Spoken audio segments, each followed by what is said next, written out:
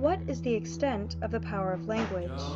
This is a question that becomes pertinent when reviewing the cases of witch hunting, because many of these trials were driven by the things people said and heard. In societies where many common people were illiterate, spoken language in particular was an almighty foundation of knowledge and culture. For a testimony, the tone and dynamic of a person's voice could play a huge role in convincing the court of their version of events. But what other than tone and diction played into the efficacy of a particular testimony? In the case of Elizabeth Morse of Newbury, Massachusetts, the many elements of language are apparent within the testimonies for and against her. It is important to note that common belief held witchcraft to be an apparent sign of the devil's meddling and misdeeds. Events easily explained by science today were proofs of supernatural evil diabolism for the colonists. For a moment, let's step into the landscape. Newbury was founded in 1635 on the Parker River. It was a town of hunters, fishers, and farmers. Cattle grazed in the town. The land was interwoven with the presence and determinism of nature. Life in Newbury revolved around local interactions, work, and of course church. The Morses were an elderly couple who had lived here for many years. William Morse made shoes, which probably meant he often interacted with the locals. He was also illiterate, so his mastery of language was probably better than the average colonist.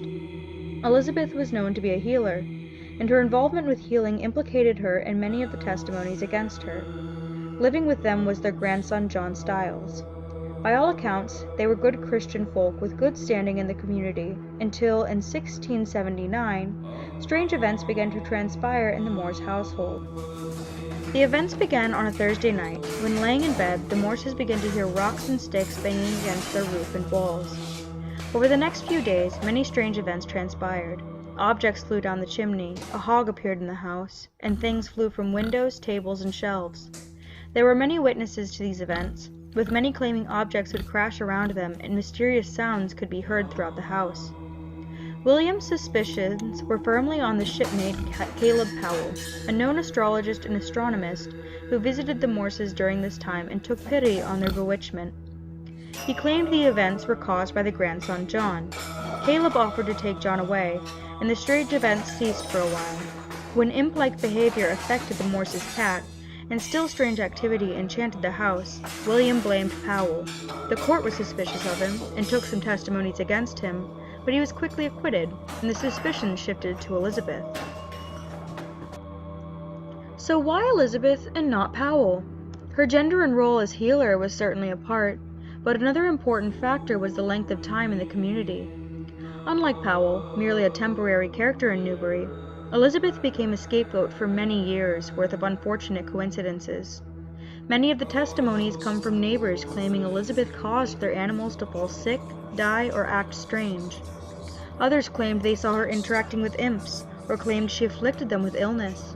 Caleb Moody was a neighbor of the Morses for 20 years, and in his testimony, he blames Elizabeth for the many years of misfortunes with his cattle, and outright claims she bewitched some of them.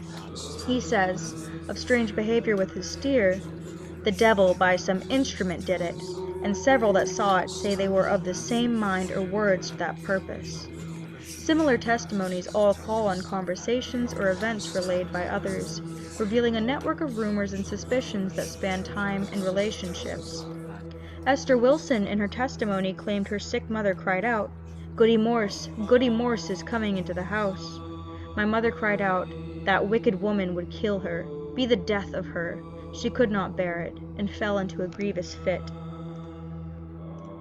All of these testimonies take on something of a personal nature, and often invoke bewitchment or the devil in relation to mothers, both animal and human. In relation to a woman accused of witchcraft, these types of stories were damning. However, these testimonies lacked a certain tone and diction compared to those of William Morse.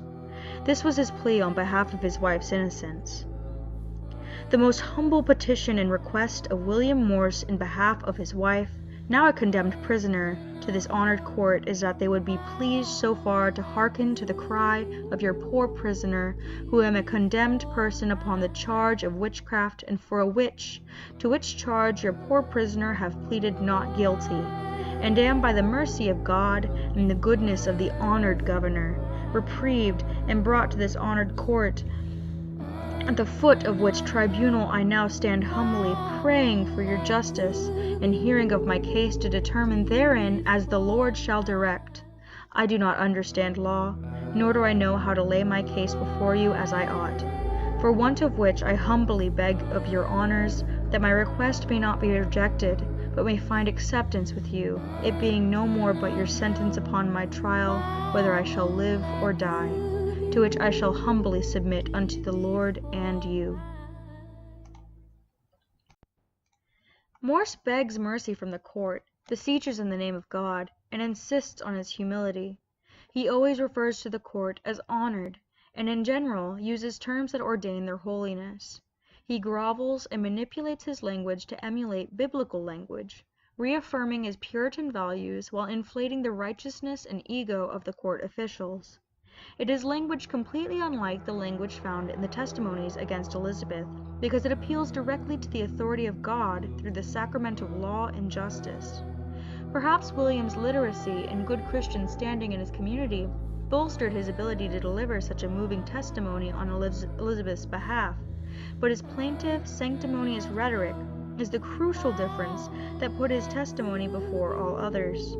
The power of his words lay in an invocation of unspoken social mores and values that held together New England society. So, what then is the power of language? The answer is that the power lies in the ability to manipulate the elements most dear to any given reality: ego, religion, social status, and even literacy. In the case of William Morse, that element was the almighty authority of God.